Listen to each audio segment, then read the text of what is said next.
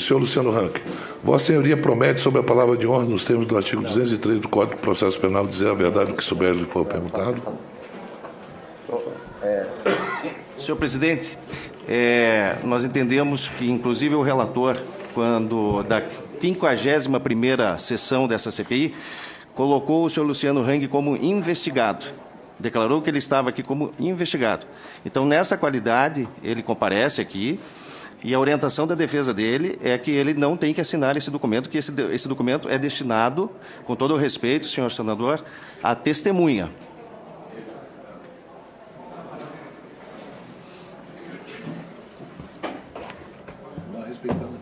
Nós respeitamos a lei aqui.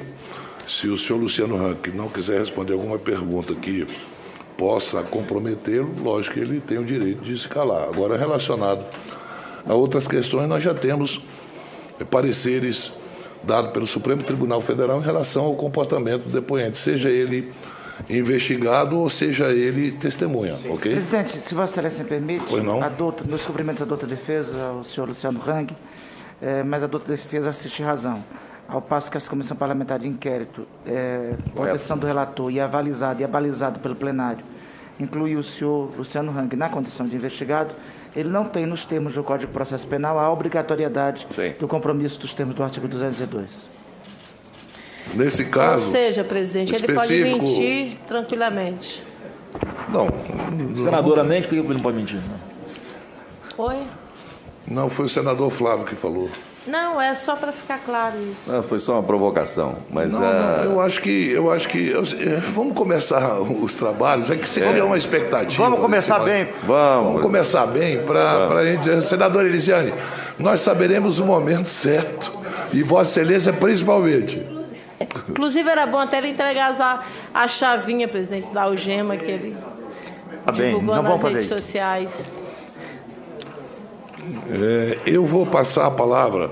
O senhor Luciano, como investigado da CPI, ele tem, por lei, o direito de se calar naquilo que o comprometa. Correto? Tudo aquilo que for comprometer, isso aí não precisa nem de habeas corpus para isso, que a gente tem que seguir essa regra. E não é diferente o comportamento dele dos outros depoentes que estiveram aqui. Não será diferente. Eu, passo a palavra ao depoente por 15 minutos, senhor Luciano Huck.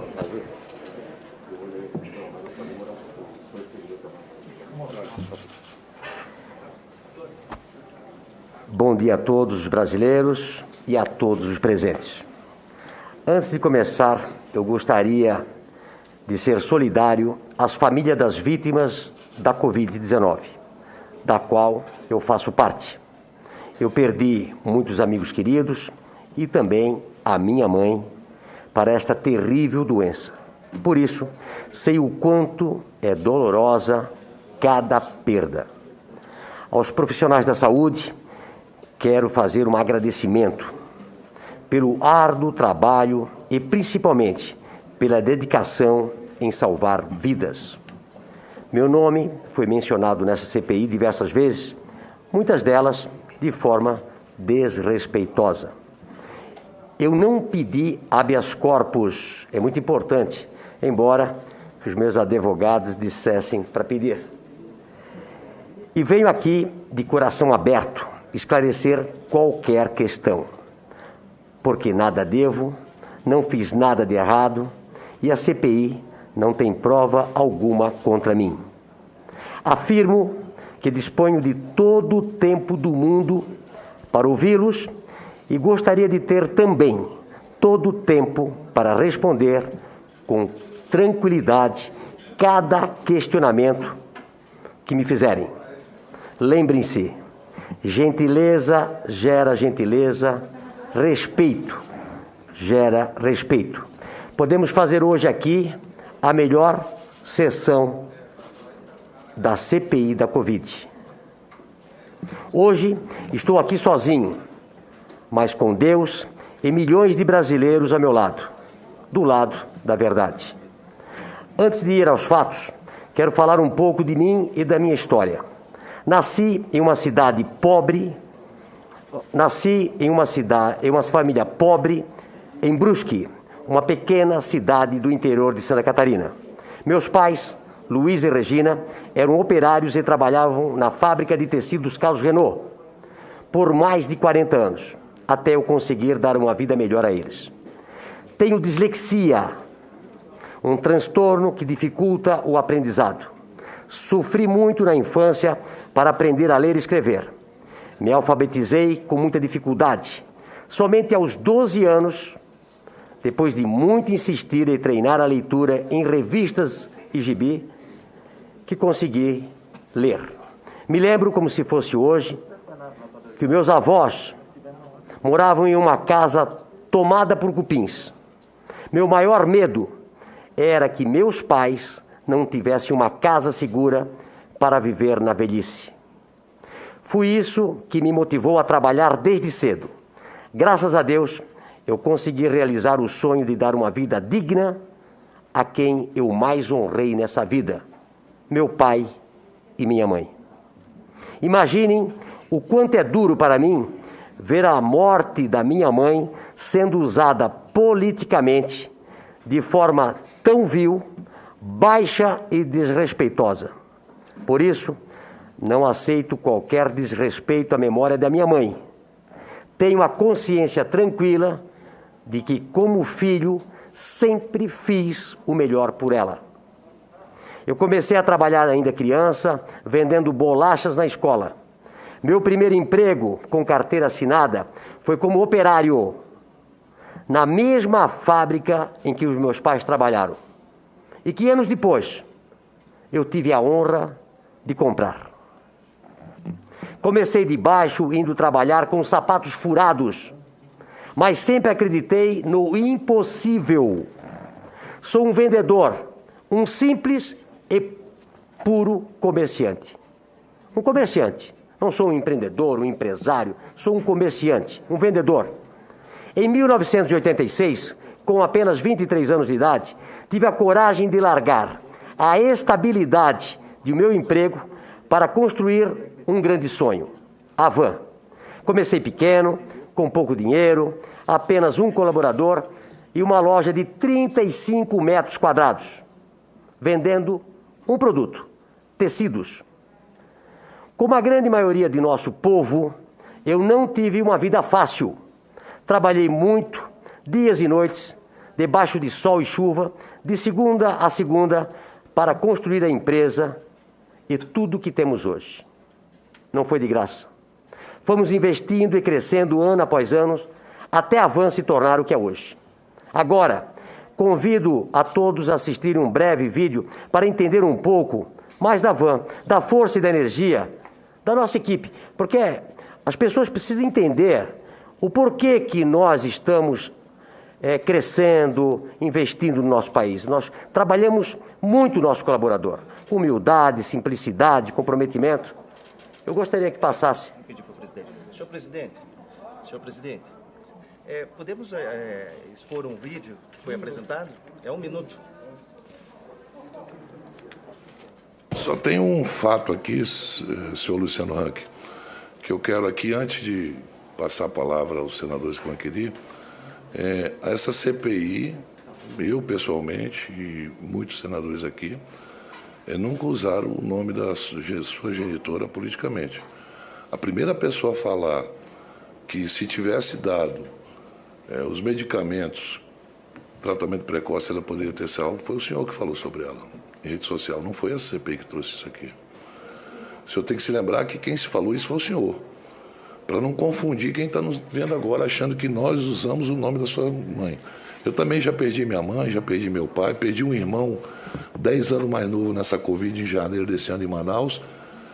E eu não fui para as redes sociais dizer que isso ou aquilo. O senhor é que trouxe o debate falando, suas palavras são muito claras, dizendo o seguinte: se a minha mãe tivesse usado os tratamentos precoces, talvez ela tivesse sido salva. Foi o senhor que disse. Isso vai ser, a gente vai discutir na frente, senador. Sim, não. Só estou dizendo que não fomos nós que trouxemos a sua genitora para esse debate. Longe de nós desrespeitá-lo nesse sentido. Eu não aceito isso comigo, por que vou aceitar com os outros? Senhor presidente, longe disso. Senhor presidente, só para deixar, porque passa como se nós tivéssemos usado. Eu poderia continuar o meu... Só um minutinho. Só para já continuar, só um minutinho. Só para acrescentar. Presidente, dentro do tempo dele, presidente, vamos tentar concluir para ir para as perguntas. Ele, inclusive, tinha me pedido antes de falar que usaria mais um pouco tempo e eu deixei ele usar. Senhor presidente, para contribuir, senhor presidente, para contribuir, o prontuário... consta que vai discutir no momento certo, tomou hidroxicloroquina e presidente, não vamos só para contribuir. Vamos na hora certa, presidente, serão questionados. Vamos por parte. Vamos lá. Eu só quis esclarecer essa questão de usar politicamente, por favor.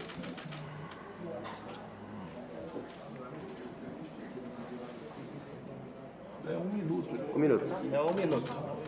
Pode colocar o vídeo. Eles estão lá. O senhor quer papel?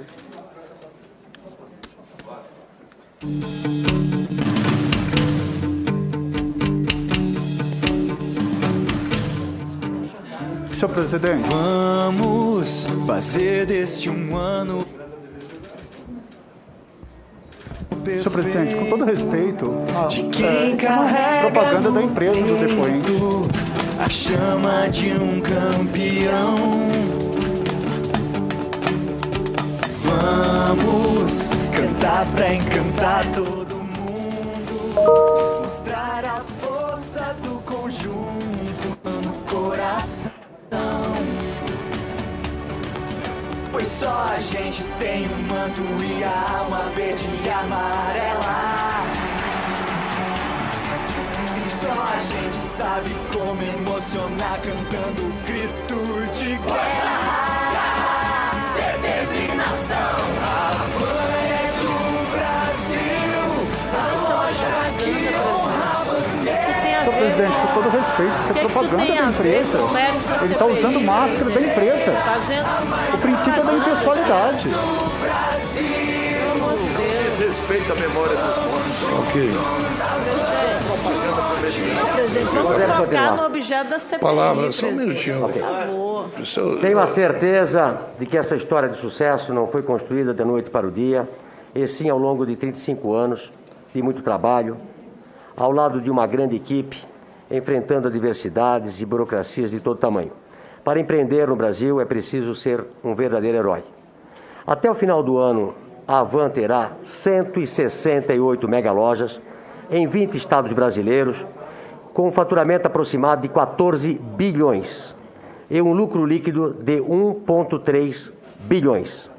Só de impostos e benefícios esse ano serão pagos 3 bilhões. Somos reconhecidos como uma das maiores e melhores empresas para se trabalhar no Brasil.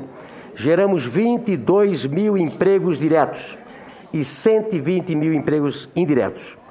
Tenho muito orgulho em dizer que não demitimos ninguém por causa da pandemia. Nenhum colaborador da Havan foi demitido. Começamos com 20 mil lá na pandemia, estamos com 22 mil colaboradores agora. Nós aumentamos o número de colaboradores. Eu me sinto responsável por cada um dos meus 22 mil colaboradores e por suas famílias. Por isso, minha prioridade desde o início foi manter os empregos. Sempre defendi que era necessário cuidar da saúde sem se descuidar da economia. Afinal, uma hora a conta chega e quem paga sempre são os mais pobres. Enquanto uns diziam, cuide da saúde e a economia vem depois, eu lutava para que a indústria e o comércio ficassem abertos, mantendo os empregos e o sustento dos brasileiros. Eu já passei por dificuldades na vida e sei o quanto é difícil faltar dinheiro para o pão de cada dia. Como todos sabem, estamos diante de uma das maiores pandemias da história da humanidade. Passados 2 anos, ainda estamos todos aprendendo. Ao contrário do que tentam me imputar, eu não sou negacionista. Nunca neguei ou duvidei da doença. Tanto que as minhas ações pró-saúde não ficaram só no discurso. Eu mandei 200 cilindros de oxigênio para Manaus, no valor de R$1 milhão. Respiradores, máscaras, camas, utensílios, auxiliamos nas reformas de UTIs e destinamos mais de 5 milhões de reais em doações para a área de saúde. Eu não sou e nunca fui contra a vacina, tanto que disponibilizei todos os nossos estacionamentos das nossas mega lojas espalhadas pelo Brasil como pontos de vacinação. Além disso, juntamente com outros empresários, fizemos campanha para que a iniciativa privada pudesse comprar para doar e ajudar o país a acelerar o processo de imunização. Fomos apoiados por quase 500 mil de brasileiros em um abaixo-assinado nesta causa. Este foi o meu crime? Tentar ajudar o meu país? Eu gostaria de entender, senhoras e senhores, o que um empresário que emprega 22 mil pessoas, que nunca vendeu ou comprou do serviço público, que nada tem a ver com hospitais ou respiradores, está fazendo sentado aqui nessa cadeira. Hoje sou vítima de um conjunto de narrativas única e exclusivamente que por eu não ter medo de falar a verdade, me expor e mostrar o meu apoio. Sou acusado sem provas e perseguido apenas por dar a minha opinião. Aliás, no Brasil, este crime de opinião não existe. É lamentável ver o meu nome estampado nas manchetes de forma tão irresponsável e constatar que premissas do bom jornalismo, como imparcialidade e apuração, ficaram apenas nos livros e na teoria. Parte da grande imprensa faz comigo aquilo que tanto condena e que diz lutar contra: fake news. Eu quero afirmar aqui, nesta casa do povo, com a consciência tranquila e com a serenidade de que tem a verdade ao seu lado, que não conheço, não faço e nunca fiz parte de nenhum gabinete paralelo. Nunca financiei nenhum esquema de fake news e não sou negacionista. Sou apenas um brasileiro que sonha em viver em um país melhor, que deu a cara a tapa e que está apanhando por isso. Comigo é tudo olho no olho. Todas as minhas posições e opiniões foram postadas em minhas redes sociais, estão lá, públicas, para quem quiser ver. Por mais de 30 anos, a Havan foi uma empresa conhecida de um dono desconhecido. Há 5 anos atrás, eu tive que aparecer para desmentir uma onda de fake news em que diziam que a Havan era de políticos ou de filhos de políticos. Vocês não imaginam o quanto a imagem da empresa estava sendo prejudicada por isso. Em 2018, cansado de ver tanto descaso com o nosso país... Senhor Luciano, foi. Filho de quem? Qual político que disseram que o senhor era dono? Não, na época diziam que a Havan era dos filhos do Lula, da filha da Dilma, e na realidade a gente... Mas quem falava isso? O povo. Não, o povo não vai inventar uma história dessa. Sim, forte. Foi a deputada Zambelli. O nome também. é esse. Não, também. Deputada Zambelli. É isso, Humberto. Até a deputada... Bolsonarista. Até a deputada caiu no fake news. Não, em 2018... Ela não caiu na fake news, não. Ela... É diferente. Em 2018, cansado de ver tanto descaso com o nosso país, resolvi ser um ativista político. Fui aconselhado por todos da minha família. Empresário não deve se manifestar e nem se meter em política. Mas a política é a base de tudo. Não vamos mudar o país sentados no sofá da casa. Entrei nas redes sociais para ter uma voz e acabei me tornando a voz de milhões de brasileiros. Eu ando nas ruas por todo o Brasil e escuto as pessoas e, através das minhas redes sociais, falo que está entalado na garganta da maioria dos brasileiros.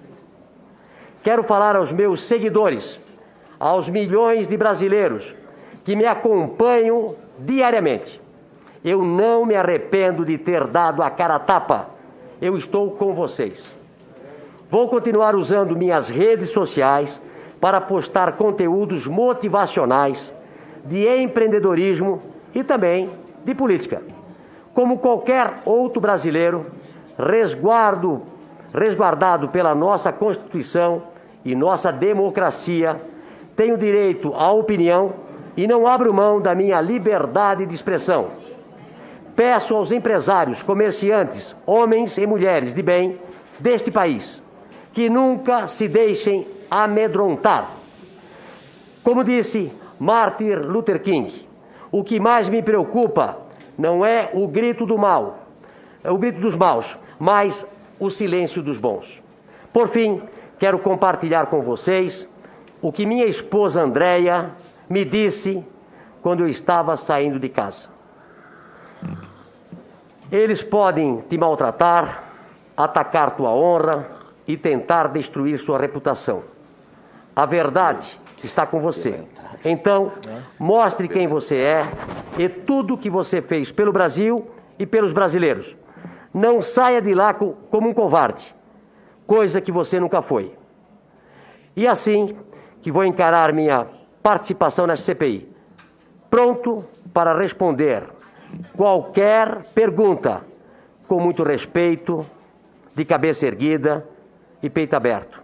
Obrigado a todos os brasileiros. Senhor presidente, uma questão de ordem, eu serei breve. Por favor, senador... uma questão de ordem. Oi? Uma questão de ordem, pode? Não. Olha só, senhor presidente, a CPI está sendo veiculada em rede nacional e por outras emissoras. Essa TV é uma TV estatal. Eu pediria, a questão de ordem é, o vídeo que foi veiculado é uma propaganda da empresa do depoente. Então que seja retirado dos registros, porque não pode ficar registrado numa empresa de propaganda privada. Inclusive, ele está usando máscaras de propaganda à própria claro empresa. Aqui, então, por favor, quem está aqui, o princípio da impessoalidade. Quem está aqui é o senhor Luciano Hang, não é a loja dele. Não é a van, tá? Se houve um lapso da presidência em permitir que esse vídeo fosse, é porque eu não quero começar as coisas num debate histérico aqui, pode, não pode e tal, então eu vou ter a paciência necessária para que a gente conduza esses trabalhos e alguns pontos levantados aqui, não é a loja não, a loja, os funcionários da loja,